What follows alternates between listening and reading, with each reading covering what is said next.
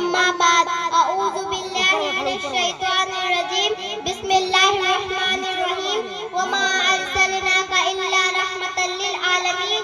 कदम कदम पे बरकते, नफस नफस पे रहमते, कदम कदम पे बरकते, नफस नफस पे रहमते।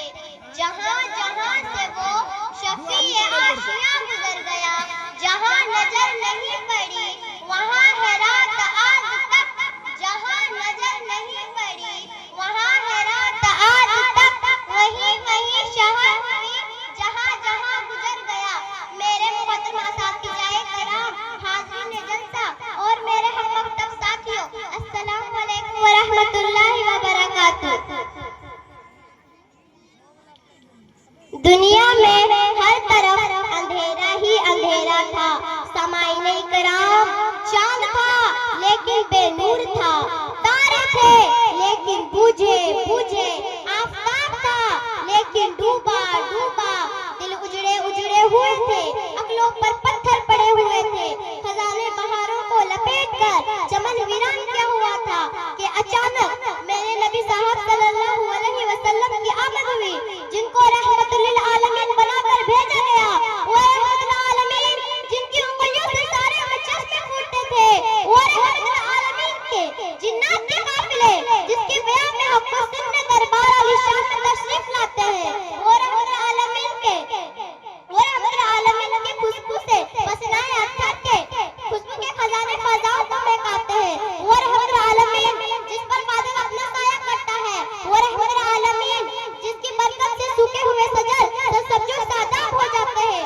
मैं उस रहमतुल आलमीन की शान क्या बयान करूं, अगर इससे ज्यादा अल्लाह ताला ने किसी की तारीफ नहीं की, जिन्हें मेरा रब कभी हबीब कहे, कभी खलील कहे, कभी ताहा कहे, कभी यासीन कहे, जिसके चेहरे को वज़्ज़ुहा कहे, जिसकी जुल्फों को वल्लैल कहे, जिसके सीने को लम नशरज कहे, जिसकी चादर को या अय्युहल मुतस्सिर कहे, जिसके कम्बल को या अय्युहल मुजम्मिल कहे, जिसके तार में खुद रब्बुल इज्जत व रफ़अना लका ज़िक्रक कहे। और क्या कहने उस वजूद के जो फकीर रसूल है, मौला कुल है, हादी सुबुल है, अल्लाह का दिलवर है, कौनैन का सरवर है, साक़ी कौसर है, शाफ़ी मसर है, बरकत वाला कदर है, अंबिया का अफसर है, जो हसीन है, नाज़मीन है, माहे जबीर है, रहमतुल आलमीन है, जिसकी किरदार की अज़मतों पर उसके हाजिर को भी यकीन है कि मकाम महमूद जिसके इंतजार में है, शाफ़ाअत की कुर्रत जिसके इंतजार में है, जन्नत की वह सफरगाह जिसके इंतजार में है, वे ताइबा के मैदानों में पत्थर खाकर दुआएं देने वाला, ओहद के पहाड़ों पे दंदाने मुबारक शहीद करवाकर मुस्कुराने वाला, वो अपने चचा हज़रत हमज़ा के कातिल को भी माफ करने वाला। शायरी इसके इस अंदाज में कहा है, इश्क हो तो इश्क का मतलब समझ में आएगा, इश्क हो तो इश्क का मतलब समझ में आएगा, उनका रुतबा जाहिलों के कब समझ में आएगा।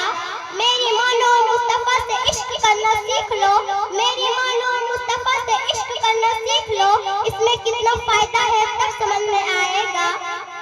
अपने कलमे में खुदा ने क्यों रखा है नामे नबी, अपने कलमे में खुदा ने क्यों रखा है नामे नबी, सोचो तो सरकार का मंजर समझ में आएगा।